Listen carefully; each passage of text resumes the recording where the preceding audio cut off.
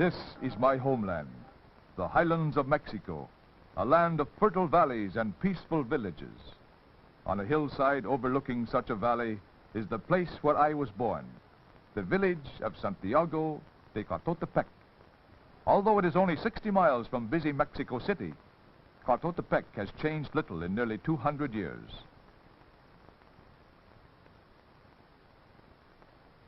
My people still grow crops in these fields, which were once cultivated by the Aztecs.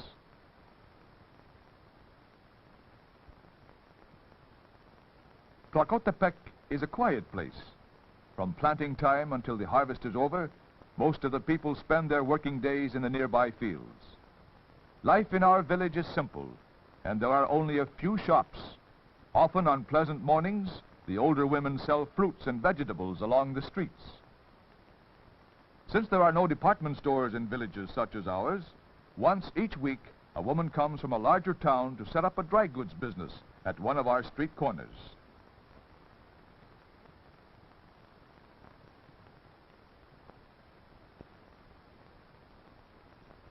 It is good manners for our children to show respect for their relatives by kissing their hand when they meet.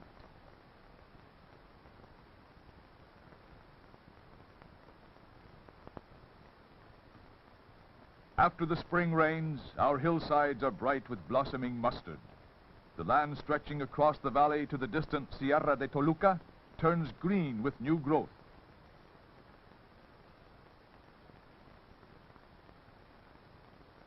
In the early morning, most of the people start their daily work in the fields outside the village.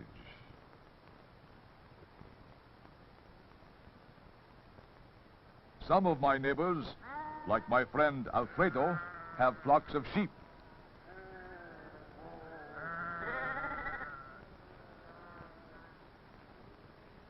Many of our farmers still use wooden plows, as men once did everywhere before they learned to make plows of iron. Each family cultivates an acre or two of land, on which a small annual tax is paid to the government. Our biggest crop is corn, which we call maíz. It is the principal food of the Mexican people.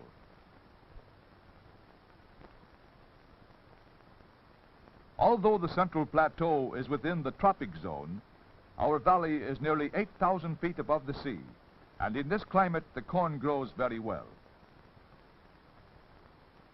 The brown tassels on the green stalks tell the farmer that the plants are full grown and the ears of corn have begun to form.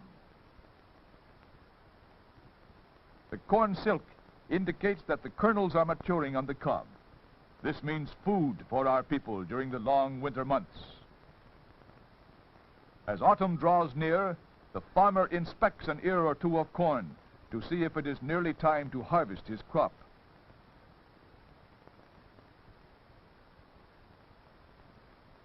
In addition to corn, many other things are grown in the fields near the village. Chícharos, or garden peas, are harvested in late summer and are used as a filling in tacos. Habas, known elsewhere as lima beans, are planted along the sides of the steep hills.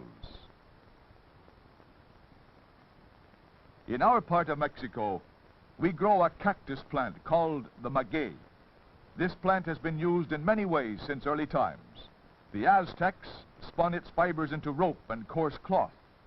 Today, the maguey is grown chiefly for its strong fiber, which is used in making heavy bags. Also, it produces nutritious milk, which we call agua miel, or honey water. My neighbor Nicolas has several acres of maguey. He extracts the agua miel with a long, hollow gourd, then empties the gourd into a sheepskin that he carries on his back. To get this milky juice, Nicolas scoops the soft, pulpy sediment from a hollow he has made in the stem of the plant. This hollow then slowly fills with juice. Nicolas can extract this honey water twice each day for 6 months of the year. Agua miel takes the place of cow's milk with many of our children. When it is allowed to ferment, it becomes a drink known as pulque.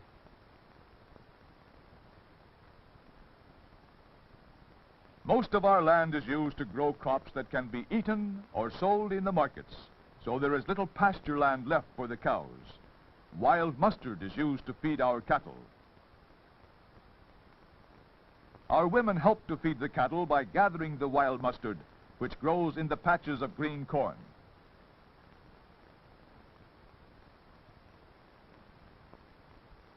My friend Carlos has no burro or mule, so he must carry the heavy bundles of mustard on his own strong shoulders.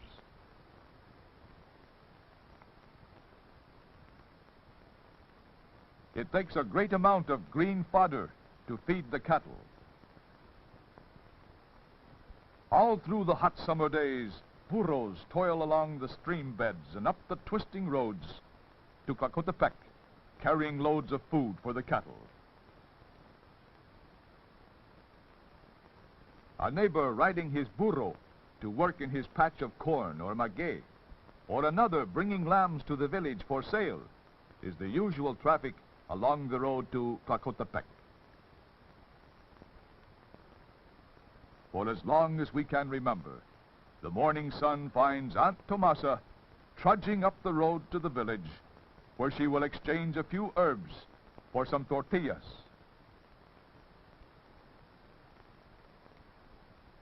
There is no gas or coal for the stoves in our houses, and the nearby trees were cut down many years ago.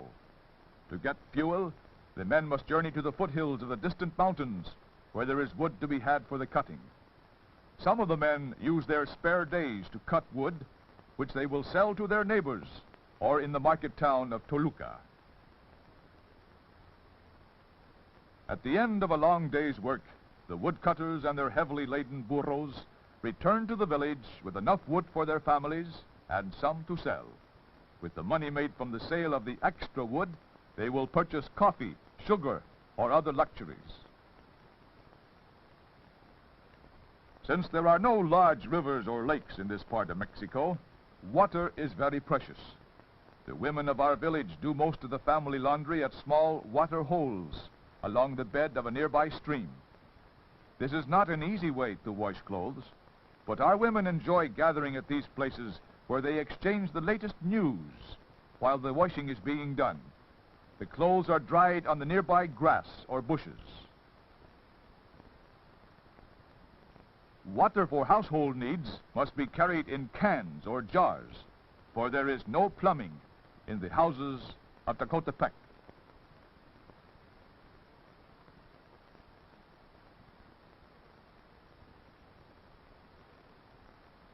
A cement tank near the church provides for the entire village. It is fed by a spring on the hillside, from which water flows along a small channel of stone and mortar to the tank. Most of the men of the village do their own carpentry and masonry work. Since ancient days, our houses have been built of adobe bricks. Today, many of them are faced with plaster, which often is painted in bright colors. In my village, the boys play a kind of handball in a court they built for themselves near the church. In the larger cities of my country, baseball is a favorite game.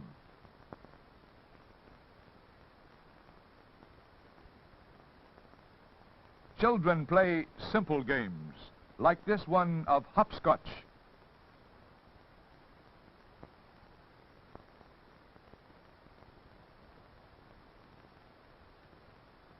Community life revolves about the church.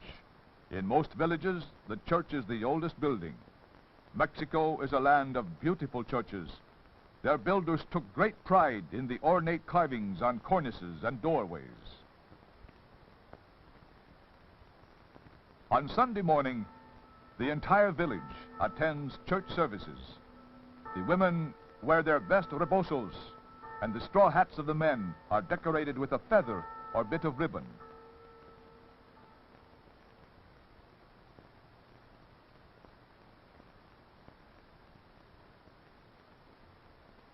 Children of the elementary and secondary grades go to our village school. It has a director or principal, and there are 8 teachers. In our country, a teacher is called profesor. Usually classes are held in the school rooms, but sometimes both teacher and pupils enjoy studying in the sunlit patio. This is a class in physiology, and each pupil must draw a diagram of the human body and name each major part. The teacher uses many charts and diagrams to help the children learn their lessons.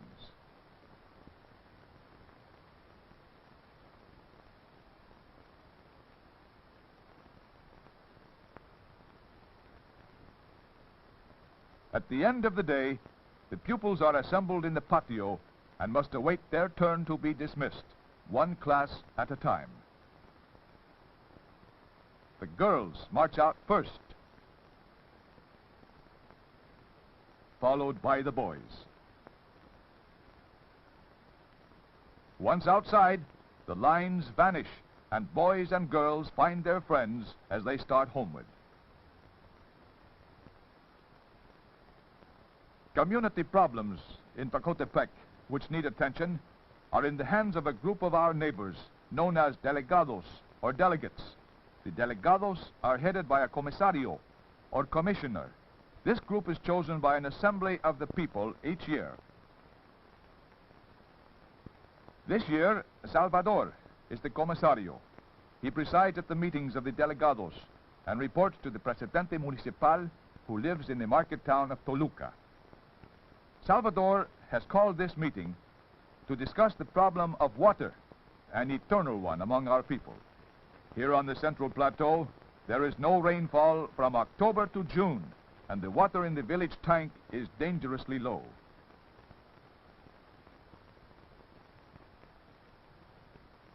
After discussing the problem, the group inspect the tank at first hand before deciding upon their report to the presidente municipal in Toluca.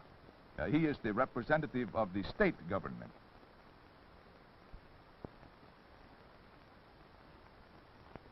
The group decides that the village needs another tank.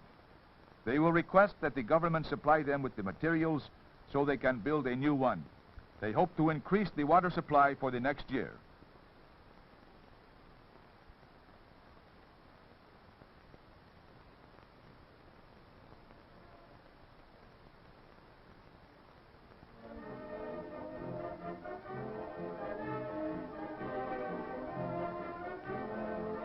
Mexico is a land of fiestas, most of which are related to holy days. Everyone in Tlacotepec enjoys the feast day of our patron saint, when all the village is gay with color and sound. On the morning of this day, a parade winds its way through the village to the church in honor of Santiago, the saint who has watched over our village for so many generations.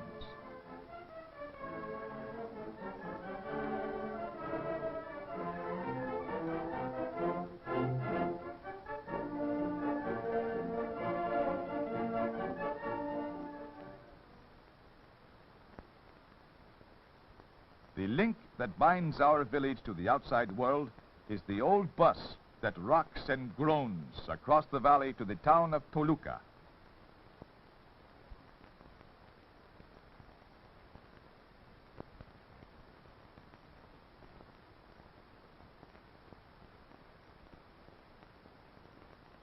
On market day, the people of my village load their bundles on the bus. For a few centavos, they can ride into Toluca, about 6 miles away, and their bundles are carried free.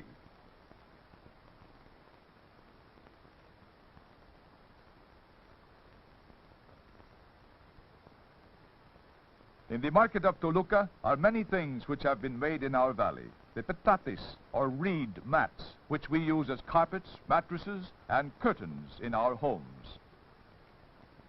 The pottery ware, made by hand and used in the kitchens of every Mexican village house. The brushes, made from tough grass gathered on the slopes of the mountains. And the fruits and vegetables harvested from the fields of a dozen villages scattered about the countryside. Market day is a time for trading, of relaxation from work in the patios and the fields. Here my people exchange news and send messages to friends and relatives in other villages.